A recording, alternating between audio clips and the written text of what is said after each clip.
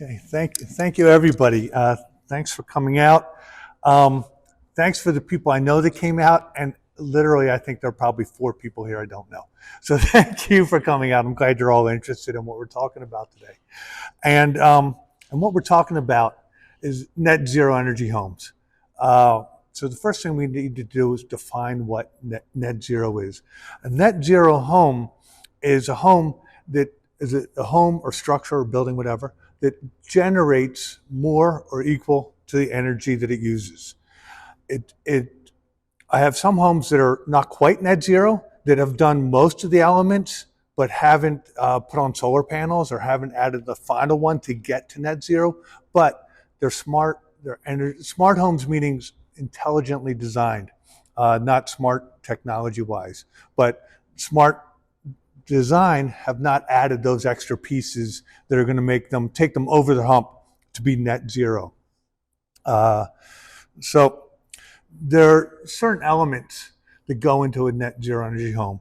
And one of the first, and you're going to see it's going to cover half my talk, is just intelligent, efficient design. Long before there was air conditioning, long before there was electricity, there were homes that had to respond to the immediate environment. You had to think about where the sun was, where the wind was, where the breezes were, where the cold air was coming from, what was the angle of the sun in the summer, what it was in the winter. All these pieces were critical. Then in last century, electricity came in, and coal and gas, and people had all these artificial means to create a comfortable environment, and they didn't do it very efficiently. The home I live in Philadelphia is a row house. It was built in 1850. The person who owned it before me renovated in 1950, and it had this gas furnace that just like was so inefficient. And it was just, fuel was cheap. It didn't matter if you burned a lot of it. It mattered to the environment, but it didn't matter to the owner. So now we're working on Long Beach Island. I've been working here as an architect since 1985. I didn't initially worry about the energy usage in the home. And then about 15 years ago, I was working on my own house, and this is a diagram of my house. And I went to a conference in Google's headquarters. I was invited. There was a special software I was using called SketchUp, and it's a great modeling software.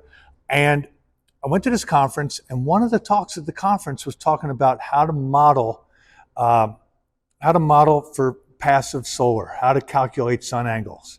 And I'd been working on my house, and my house faces the bay. The views are southeast. And so I was getting all this glaring sun, or going to get all this glaring sun, and the light bulb went off. Okay, let me look at this. Let me look at how I can create a passive solar house. The other elements we're going to look at are insulation. For years, we've been using fiberglass batt insulation, mostly Owens Corning pink fiberglass. It's an okay insulation, but it does nothing to block air, nothing to block drafts. A lot of times it slips down in the wall after it's been installed. And if you put your hand next to an outlet in your house, you'll feel a draft. And that draft is changing the air temperature, either heating it up in the summer or cooling it in the winter. You don't want that. We're going to talk about geothermal heat pumps. We're going to talk about heat recovery ventilation. Ventilation is really important now that we've sealed these houses up. We need to bring fresh air in. PV solar panels. Solar panels are usually how they're called. PV means photovoltaic. We'll talk about that a little more. And battery backup systems. So this is a house we most recently completed in North Beach. Passive solar. So what does passive solar mean? We're looking at the views. The views are so important here on Long Beach Island. People pay money to be here. They pay money for the better the view, the more you pay. We have some real estate people here and a lot of homeowners here. You all know that. So you want the view. You can't always control where the view is coming from. So in this house, the views are mainly to the south and to the east. I actually helped the owner buy this property. They were scouting around, and we found this one. It was one off the ocean. right next to the tennis courts in North Beach. So the tennis courts are to the south. We know that view will never be blocked. And we have a great view going out towards the ocean from the third floor here. But we had all these, I wanted to have all these windows facing south. And how do I deal with that? Also, we know from working on Long Beach Island that the prevailing breezes come from the southeast in the summer. In the winter, they come from the west. So we want to open up to get those breezes in, because the more breezes we accept, the less energy we're going to have to use to heat or cool the house. So again, smart design from the start. The north side of the house does not need to be shaded.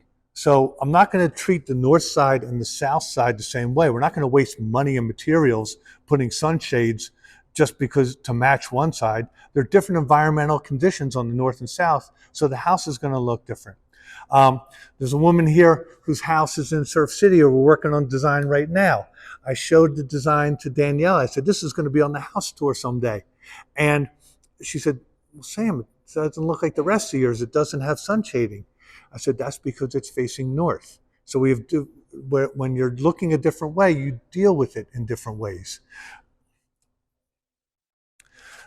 This house is near and dear to me. This is my house, actually my family's house. My wife bought me. So the house, this is where I was working. The views, the water are to the south and to the east. So we wanted to look out. And initially, I didn't have any overhangs. I didn't have any projections. I had a flat house like you see all around the island. 95% of the houses are flat. They don't think about where the sun is. So I started using this modeling software. I started pushing and pulling. And I'm like, okay, let me protect all the windows of the house. So you can see that we have different types of sunshades almost on every window of the house on the slide to the right, except see those two windows up at the top? There's no sunshades on that. There's another concept, and my house was a laboratory, so I didn't have to worry about the client being upset. And I got to experiment with a lot of things. So inside that, we'll show you later, is what's called a light shelf, which is a way to evenly diffuse the direct light you're getting into the house. Again, on the north side of the house, absolutely no sun shading. It's not needed. Why spend the money? Why do it? And then those two things on the left that have nothing to do with net zero energy home, but it has to do with their outdoor showers. So it's another thing that's near and dear to me. Now, one thing on this house, you can see, if you look on that left picture, all the way down, just peeking up above the roof line, are solar panels. So a lot of my homes, not most of them, but many of them have solar. We'll talk about that, but I don't advertise it. It's not like I don't have these solar panels in your face saying this is a solar house.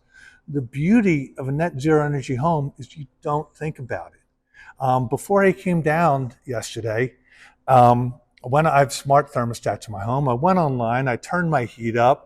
I wanted to be comfortable. I didn't get down till 11. I wanted to be comfortable. And you know what I didn't have to worry about? I didn't have to worry about cost, because my net zero energy home cost me nothing to heat and cool. But besides just the energy, it's the finances. When I first started talking about this, I talked about green homes. And people think, oh, green homes, environmentally sensitive. I'm like, no, green homes, they make financial sense. So where my wife is even more frugal than I am in some cases, in Philadelphia, she's like, don't turn the air conditioning up, don't turn the heat up. Here I said, Susan, we can set it wherever we want. It doesn't matter. So that was when we first moved in. And then I came home one day, the windows are open, the doors are open, it's 90 degrees out, the air conditioning's on. I'm like, what are you doing? She said, you told me it didn't matter. I said, there are physical limitations to the system. It's going to freeze up. So come on in. We're all good. Have a seat. So we got seats up front you can even have.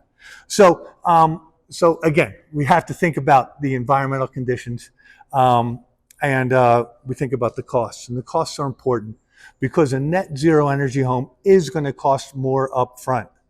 We're going to talk about that more later, but it's an investment. And if it pays off in 7 to 10 years, it's a really good investment. It's good for the owners, it's good for all the users, and it's good for the environment. So this passive solar. So we talked about shading. You saw sunshades on my house, you saw sunshades on the North Beach house. Here is that light shelf. So that light shelf goes both inside and outside. And what the outside part of it blocks the sun. So the outside part blocks the sun from coming in these doors. And then the inside part reflects the sun to hit the ceiling. So you can see just a little bit of sun coming in here. You can see where the shadow line is right there. So we've calculated those, and we have a house that's working with the sun. In the winter, the sun comes from a lower angle. That's going to allow more light to come in and warm the house. But in the summer, we have this great even light. At this house on the right, another house in Loveladies, we also have a light shelf that bounces the sun up, and you can see it's not the greatest image here on the screen, but there's really beautiful even light in the house. No glare, nothing to like get in your eyes, no sun to get in your eyes. So here we're talking about the summer and winter sun angles. So I don't know if any of you studied this. It's something that we started in school, but in the summer, the sun comes from higher up in the sky, and in the winter, it comes from a lower angle. It's further away, that's why it's colder. So both these houses, and I want to give credit to Christopher Jeffrey Architects, they did the house on the right. So Christopher Jeffrey, I never met him, but he does work on the island. He used to work for Mike Ryan. He's up on Long Island now. He does beautiful homes, and this is his own home that has many green features. So what he did and what I did on my home on the left, he's got a raw concrete floor and a concrete wall. I have a concrete floor. The low sun angle will heat up that floor in the winter. It's a thermal mass, and then the heat gets let off during the evening. So it's a natural heat storage element. So Paul, make sure you tell Christopher that I gave him credit. So, okay, insulation. So if you notice, we're not talking about anything that moves. We're not talking about anything that's active. We're talking about all passive elements here. So spray foam insulation. There are fiberglass bat insulation's been the common thing. It's a cheaper thing. It's what most houses are done with. The codes are changing. They just changed this year.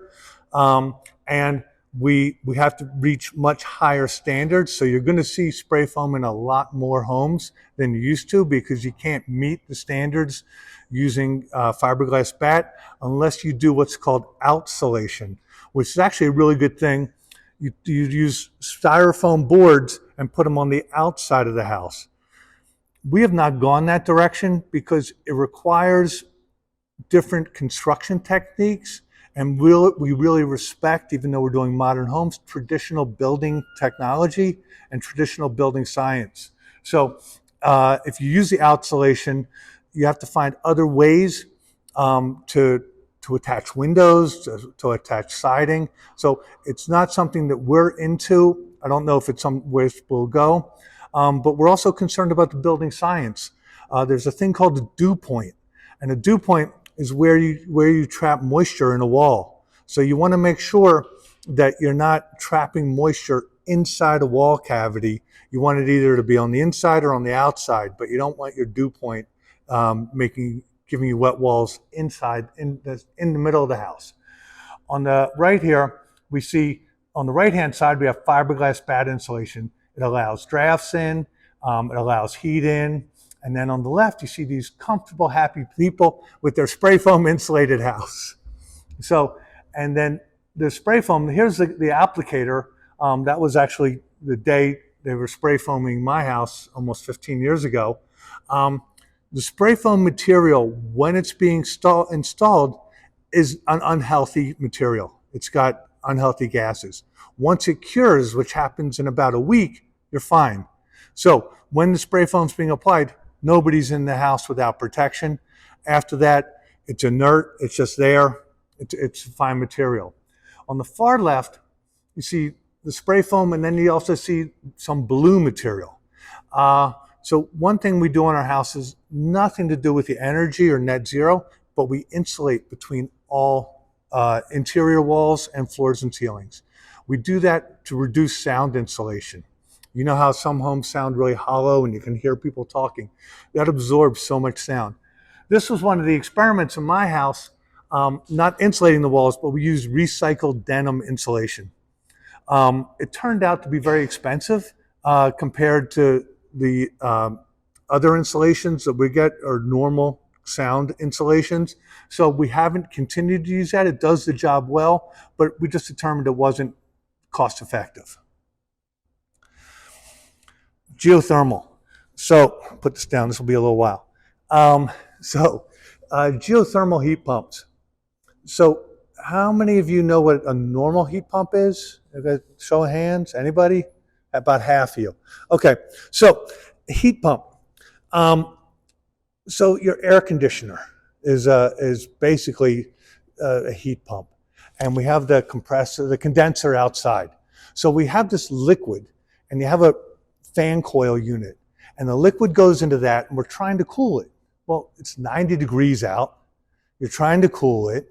There are all these aluminum, like real thin aluminum vents. It looks like a radiator, a circular radiator, and it's not that efficient.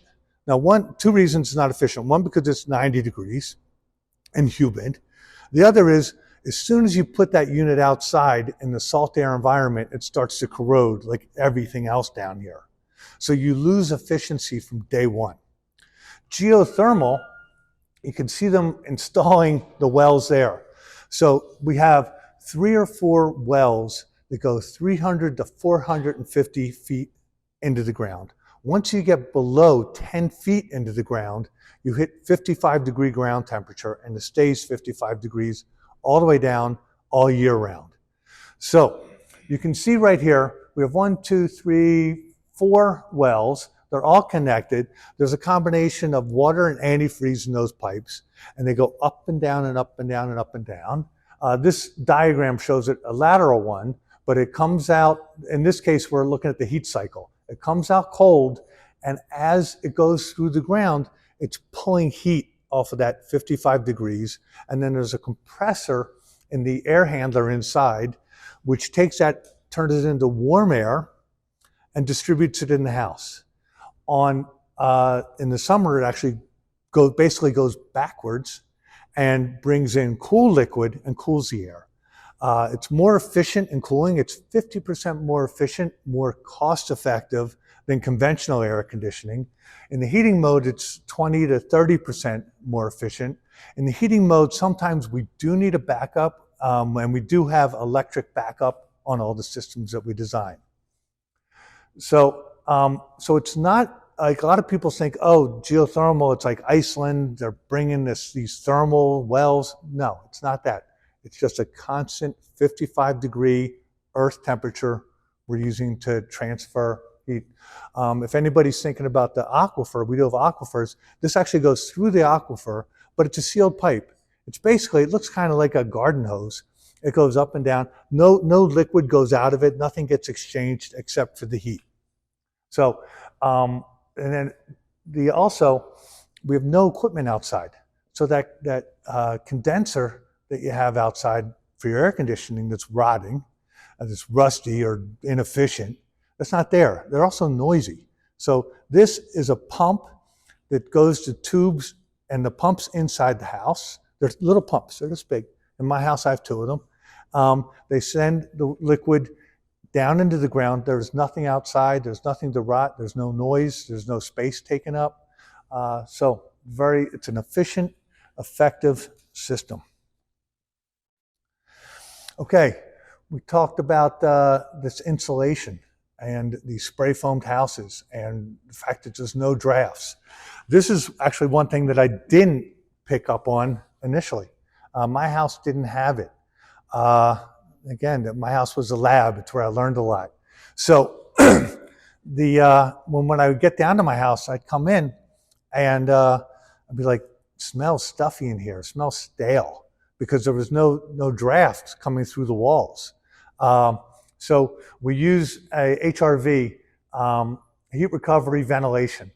And so that's actually the one that was installed in my house after we moved in.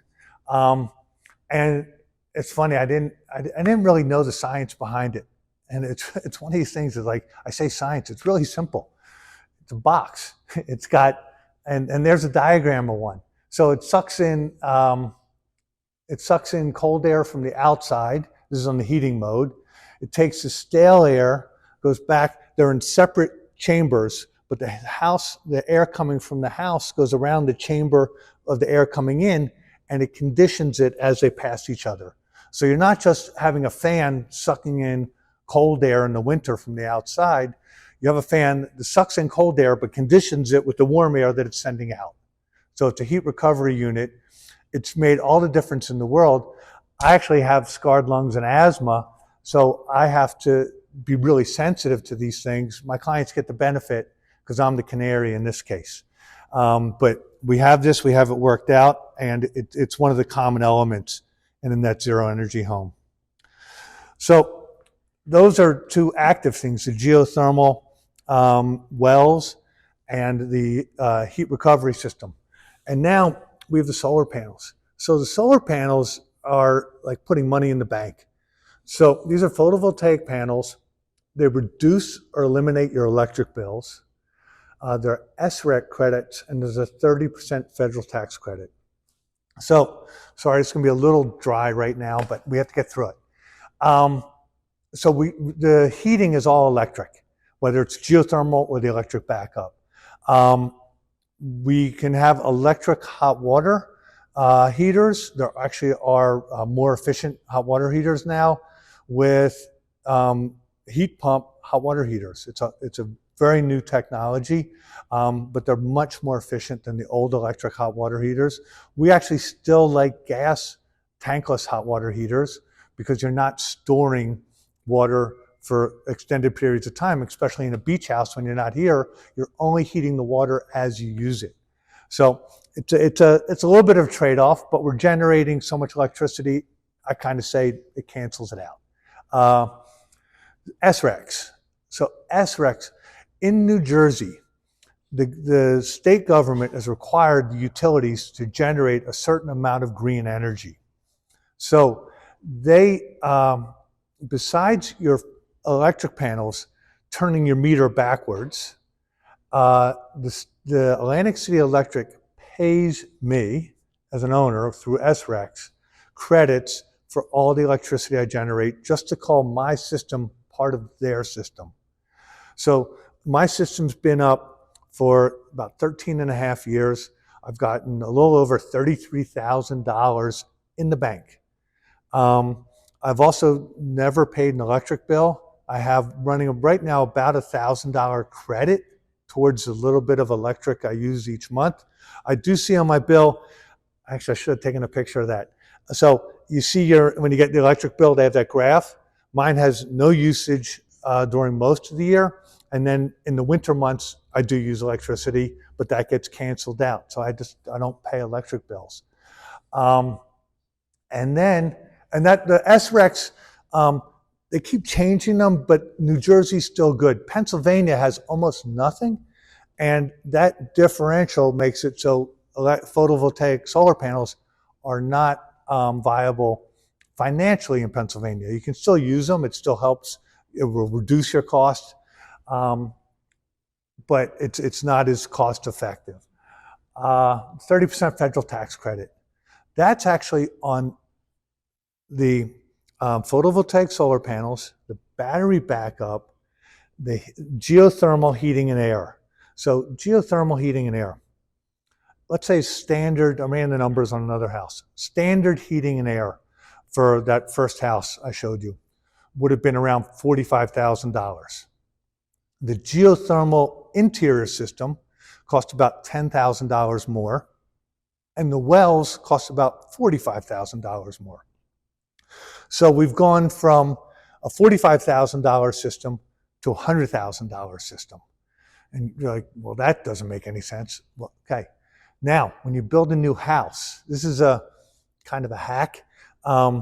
you would be putting ductwork in anyway. You would be putting air handlers in anyway. You would be putting thermostats in anyway. You actually get the 30% federal tax credit on your whole system. So a lot of the stuff you would have been doing anyway, you get credit for, and the bonus that you did geothermal. So we take that $100,000 system, now we're down to $70,000. So that's $25,000. Howard's my number guy. So $25,000 more, but you're running a system that's 50% more efficient in cooling and 20 to 30% more efficient in heating. So it's not that big a time that you pay off. If you think about what your heating bills are, if you can get them down to zero, that's going to be not more than 7 to 10 years in payoff. These little notes on the side there for me to make sure I cover the points. So you can see here with the solar panels, we don't just turn over our projects to the solar companies. We have a good company we're working with now, and we work with them. We don't just say, here, throw solar panels on this roof. We talk to them, we determine how many panels we're going to need, we give them a drawing of the layout of the panels.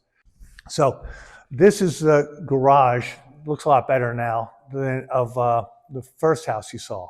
So this equipment here is all the electric inverters and devices that bring the power down. Oh, another thing, when you say bringing it down, if the electric solar companies, a lot of times they'll just throw a cable over the side of the house, put it in the gutter, say we're done. No, we give them a chase that goes inside the house. We don't want to see anything on the outside of the house. So it comes down, it goes into I'm blanking on the word, goes into the equipment, sends power into the house. In this house, we also have 3 backup batteries. I know a lot of people, all of us on Long Beach Island, deal with power outages. It happens on a pretty regular basis, not all the time, but frequently enough to be annoying. This couple works from home and they need their power. They can't be out for an extended period. So we actually have 3 batteries in there. The batteries are not required for a net zero energy home, but they are there to cover you in the event of an outage. A lot of people on the island have gas generators for power outages. Gas generators are sitting on platforms outside of your house in salt air. So they're corroding, they're rotting. They may or may not start when you get to the time when you need them. These don't start. These are batteries. They're just there. They're constantly charged, constantly fresh, constantly ready to go. There's a new system that they developed, and the concept is called islanding. So they didn't used to have this. So with the solar, so most of the winter, I'm not here. My house is generating solar. It's sending electricity back into the grid. So I don't have batteries. I don't even know if they were available when I did my house. So the electricity goes back into the grid. My meter turns backwards. Actually, now it's a digital meter, but before, I actually have a video of my meter going backwards. I love that. And the electricity is stored on the grid, and it goes to other people's houses. And then when I use it, it comes through, and my meter spins forward, and it's called net metering. So the old batteries would just, when the power went out, the batteries would come on, they'd run your house. Now, they have the advancement is the solar panels, the house actually, when the power goes out, the solar panels, the electrical system cuts off from the grid, and it's called islanding, where your house becomes an electric island. The solar panels will generate electricity that will just go to your batteries. So power goes out. I don't have the exact time, like how long each battery will last, but let's say each one will last 8 hours. So that would give you a day. Once it's islanding, those batteries are recharging during the day, and then you're using those batteries. Everything recycles itself. I don't have the science and the numbers on exactly where the point is. We're doing one house now with 1 battery just to get them through. A lot of times our power outages aren't that long here, but It's something we're working on, we're developing, we're staying at the leading edge of technology. The additional green elements, they aren't really so big. Energy efficient appliances. You know, they have energy star appliances. You can get appliances that actually just, if we pay attention, they don't really cost much more, and they're more efficient, something you can keep your eyes open for. LED, long-lasting LED lights. So LED lights are supposed to last longer than we'll be alive. My first house where I used LED lights was about 13 years ago in High Bar Harbor. I spec'd Lutron's, like their first LED recessed light. A week before they were supposed to be delivered to the job site, Lutron told us they're not releasing them. They didn't have it worked out yet. I forget the exact cost of the light, but we had to go back to conventional lights and buy light bulbs, LED light bulbs for it. I didn't know much about it at the time, so I set up another lab to test light bulbs. So I contacted all these companies. I said, send me light bulbs. Light bulbs then cost $75 a piece. The ones, the LED bulbs you can buy now for $5. So they cost $75 a piece. I had 3 or 4 companies send me light bulbs. I had to find the whitest room in my house where I could set up a lab. So my bathroom has white tiles. So I was screwing in bulbs and changing out and looking at color temperature and different characteristics of the bulbs. There's color temperature, color rendering, and brightness. So we found the right bulb. We found there's a 2700 Kelvin bulb that we really like the temperature of. There's a 3000 and a 5000, which are whiter. It's interesting, as I get older and my clients get older, well, now they're of all ages, but we think about how much light gets in our eyes. So where 2700 was warmer and more comfortable, now 3000, a little crisper, lets you see a little better. Also learned that you want a whiter, brighter bulb in a bathroom, because if somebody happens to be putting makeup on, they don't want warm, sexy light. They want that worst light they can actually see. So then when they get in that warm, sexy light, they look even better. So we think about color temperature for that reasons. Now, the prices drop so much. They're so affordable. They actually have, you can actually change color temperature on the go. I just bought a fixture for my daughter's kitchen at Costco for $50, I think. And there's a switch and you can adjust the color temperature anytime you want. So she has it where she wants it, it's all fine. High performance windows and doors. We're actually showing a triple glazed window here. Everything's got a cost benefit ratio. We do not use triple glazed windows on Long Beach Island. They would be better. They are thermally better. Cost benefit ratio. We just don't think they're worth the investment right now. If we were in Vermont, Maine, Canada, we'd be going that way, but not for this environment. The other thing I did talk about was the heat pump water heater. Don't have a picture of it. So heat pump water heaters, they're expensive, but they pay off in the long run. But we're also using the gas water heaters, or the gas tankless hot water heaters. There are not tankless electric water heaters yet. It's just the power isn't quite there. So the benefits of net zero design. So these are the benefits of just living in the house. You have natural ventilation. By addressing the natural ventilation, you're going to use less electricity, less mechanical ventilation for cooling.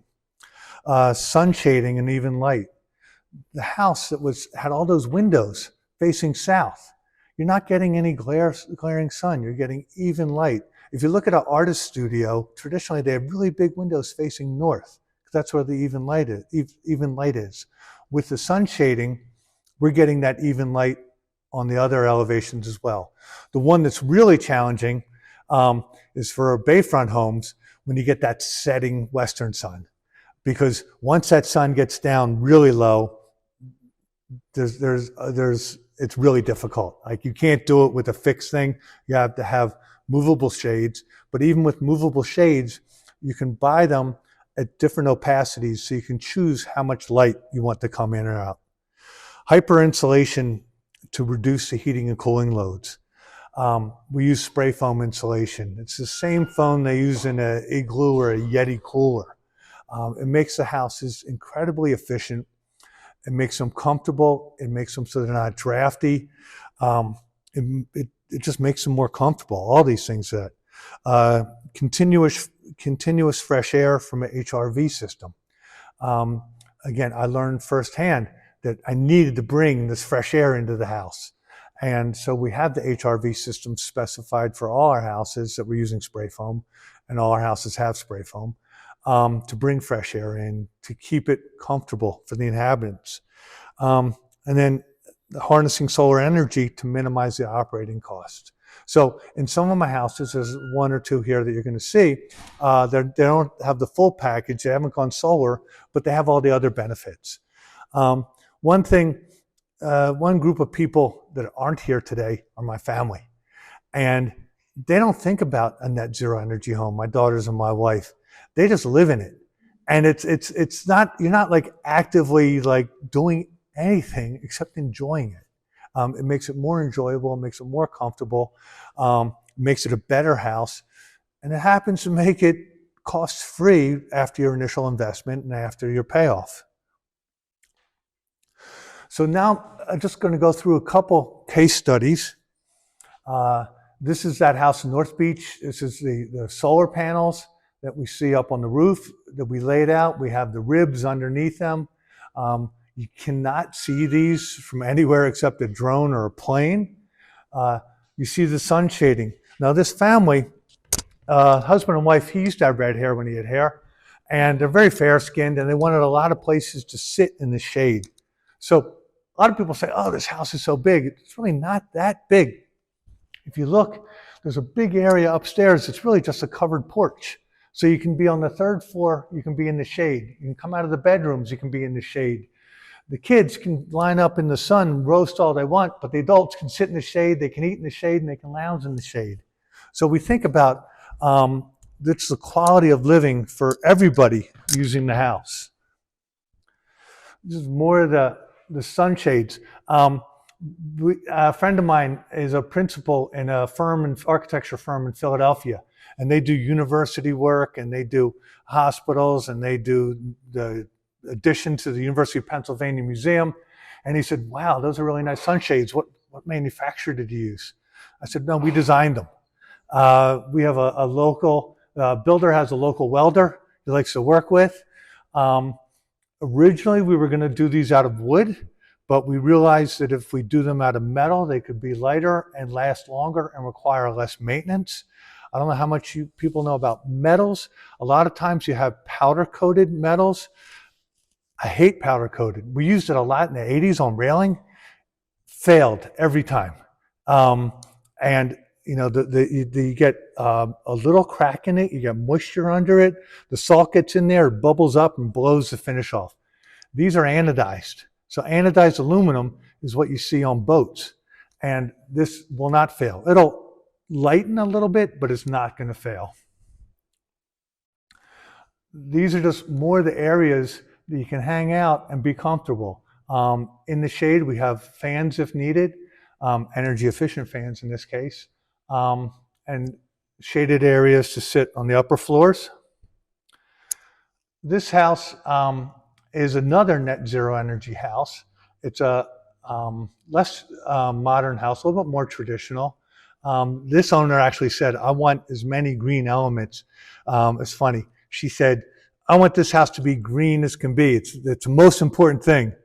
And he said, honey, we're right on the bay. I think the view's the most important thing. So, but they weren't fighting each other. We just had to think about both. And think about design for an individual. They're both, the whole family's very athletic. And all the kids are lifeguards and Cedars. She runs, she's a miler. I said to her, how did you do this year? She said, it was an okay season.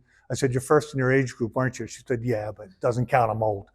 But he's a water skier, and he said, I want to be able to come home, take an outdoor shower, have a beer, and see the bay. So we gave him that outdoor shower, and we actually have another outdoor shower up on the roof, on the second floor. And then inside, Danielle talked about the art of architecture. Um, we design everything. So this fireplace separates the dining from the living. We step down to get better sight lines here. We even designed the cover, that copper cover for the flue for the fireplace. It came in, it was a little too dark. And I had a new intern working with me. And I said, come on, we're going to go. We had it at my house. We're going to lighten this up. So we got some material and we actually refinished the whole copper flue for the cover. Again, back to my house. You've seen probably enough of this. One of my favorite areas has nothing to do with net zero, except it's where I like to be, is in the cabana. When I was designing the house, I was visiting my cousin, staying at a fancy hotel in Atlantic City, and we went up on the rooftop, and you paid extra money, you could sit in cabanas. I'm like, I want a cabana. So I designed one for my house. There's a couple other views. Again, one thing with the way we think about design, you don't have to be perpendicular to the view. So my house steps, you can see the house has steps, and those steps push you towards this big view out of the southeast. I have a really good view looking straight out at the Barnegat Light Bay Beach, but I have an excellent view looking a little more south. So we've shifted everything to naturally focus your view that way. This house is in Barnegat Light, another net zero energy house. This client, he's really into numbers. I said, can you tell me a little bit about your numbers for your house, how it's working out? He sent me spreadsheets I didn't even understand.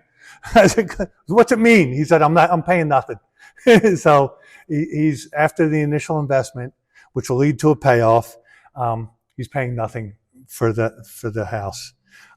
In this house, so this is one thing, not everything can be like right facing the ocean. So the ocean's out that way. So we have the screen porch, we have the living room facing the ocean, and then all the way down here, we have the primary bedroom. So you're thinking, well, that's not really fair. You have the primary bedroom is like the furthest room away from the ocean. Well, we figured out that site angles, and this is a view from the bed looking out at the beach. So with a little creative design, you can get great views. You don't have to be the first one in line to get it. This is a reverse living house because it's on the ocean. I rarely do reverse living. It's only when we're going up to get views. It has to be a reason. He wanted an elevator. She didn't want an elevator. We got an elevator. We designed what we call the bird cage around the elevator, and we got a vacuum elevator because it was the smallest footprint possible. And there's the vacuum elevator with the galvanized steel platform. Galvanized steel reminded me of boat trailers, something used in this area. So let's just use that material. This house is not net zero. So the only component it's missing is solar panels. But it's still one of my favorite houses because my parents built an original house in Loveladies in 1968. This is my interpretation of that 1968 house in current times. This has every element except for solar panels. This one does have the shading, the sun light shelf inside. It's a 2,500 square foot house that has 4 bedrooms and 2 living rooms and kitchen, dining, and screen porch. And it's a great house. We designed the TV component that gives a break between the dining and the living. We designed all the cabinetry. It was a great client, great house. And that's about it. So, thank you.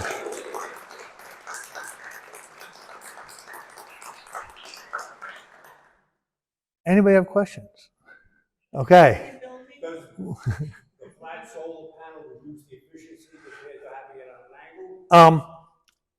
Yes, but I don't care. So there is an optimum angle you can raise it up to. I don't really want to see it. I don't want to get them caught in the wind. It is a little less than optimum efficiency, but it still does the job and does it very well. On the ventilation heat exchanger, how does that affect moisture coming in on the exterior air coming in? They do. they do deal between the heat recovery unit and the furnace inside where we're generating the hot air or cold air. It does modify the humidity in the air as well. There's an HRV and there's an ERV, and there's a lot of, you can research it. I know you will because we met before. One's better for, and I forget which one, one's better for dealing with humidity than the other, but they're both good units.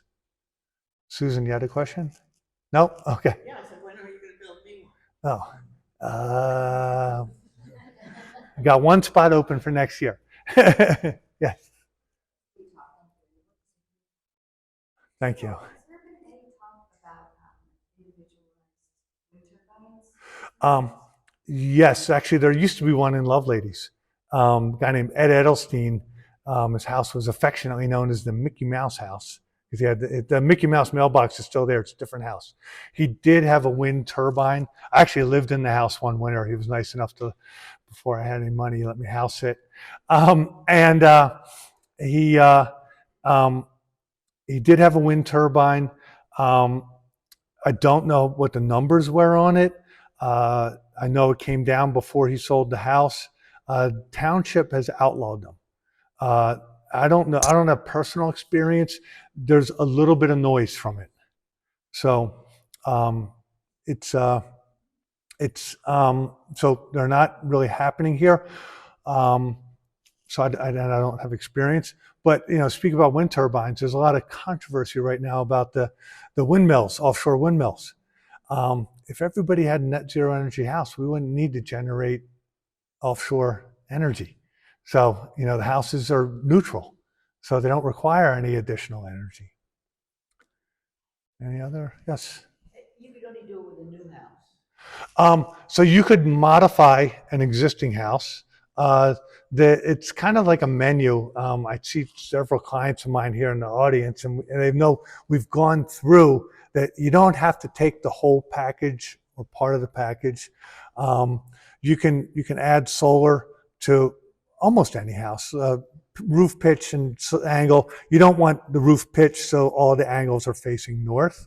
Actually, in this house, the roof is pitched on the main body of the house, and they face north, so they would not be good. We talked about angles. Flat's fine, but facing away from the sun's not. You could put solar panels on the high section that face south and west. So you could add solar to any house. Geothermal, you could add, one word of caution, it makes a huge mess. You can see the wells going in there.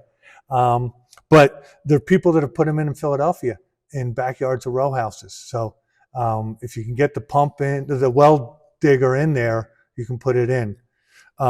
There's a friend of mine, an architect named James Wagman, who, Pucci, do you know the Wagman House? It's on the Blue House on Bay Terrace. It was designed by an architect named Ricky Werman.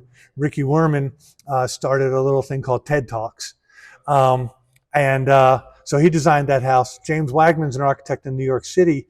He's designed buildings that are not only net zero, but they go to a whole nother standard called Passive House. It's a European standard that eclipses. They're not even worried about getting to zero. They're worried about getting positive. We're not there yet, but he's doing passive house buildings in New York City. So they're doing a lot with insulation, a lot with air tightness. That's like the little bit I know about passive house. That's one of their main focuses. And then they've gotten the requirements you need to generate heat so low that they have very inefficient electric heaters. They're inexpensive because they don't need them that much. So there's different ways to go about it. Anyone else? Yes. You mentioned that you'll be having net zero, you don't have to worry about the wind energy. If everybody went net zero, there could be times you have to generate electric and no one's producing it at night or in Right. So it's not pure science. That statement was not pure science. We do feed back to the grid, but you are always going to need an electric company, but you're going to reduce the same way the passive house reduces the need for heat, so you can use a less expensive heater. If we reduce the demand, we could reduce the load we need from the electric company. It was off the grid with the solar and use a larger battery storage. Would that be considered net zero? And they reduced enough electric storage? Oh yeah, no, that would totally be net zero. But financially, you don't get the SRECs, so that you're not connected to the grid, so you're not part of their system. They're not going to give you the money. So, I mean, that's a big component of making my system financially viable, and my client systems as well.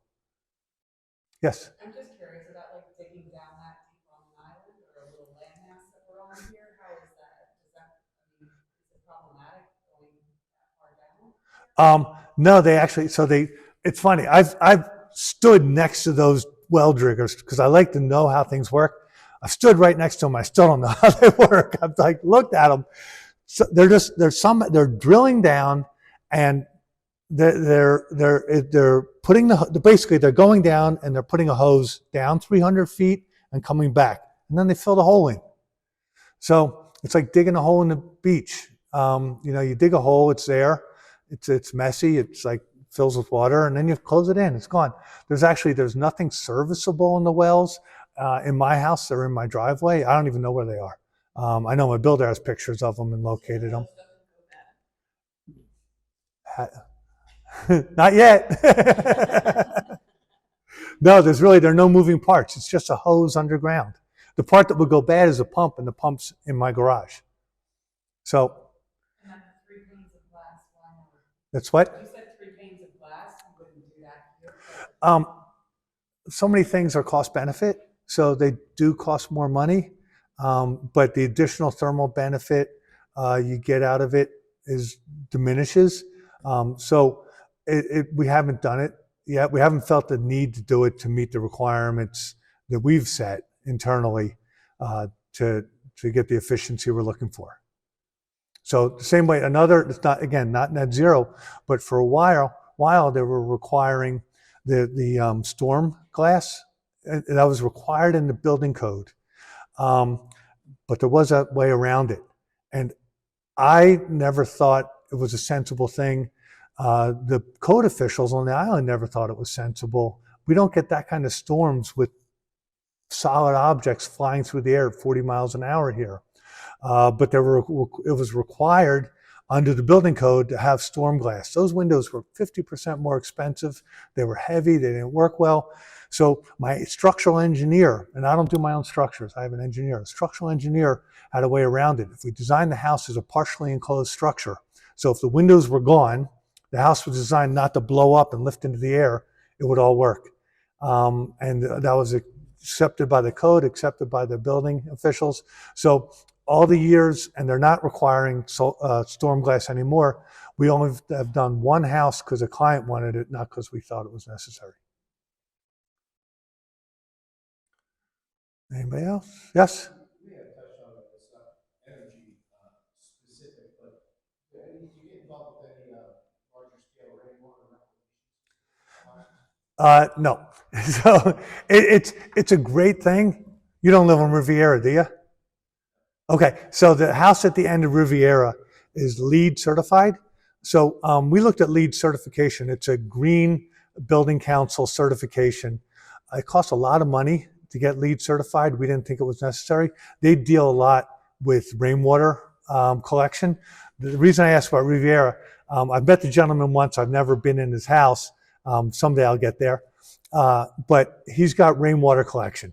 So what this gentleman was talking about, rainwater collection, as far as I know about it, we haven't done it professionally. You capture rainwater, you have cisterns either in your crawl space or underground. You can use that water. It's called gray water, so you're not counting it as 100% clean, but you can use it for washing clothes, you can use it for flushing your toilets, you can use it for watering your lawn. It's a good thing. It's just there's only just so much time in the day, and we're a small firm, and we haven't gone there yet. So it's a good thing, but not one of ours. Anything else? Guess that's it. Well, thank you all for coming. Hopefully,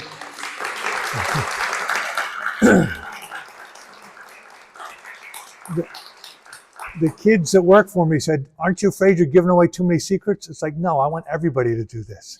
So hopefully more homes will be built this way. Thank you.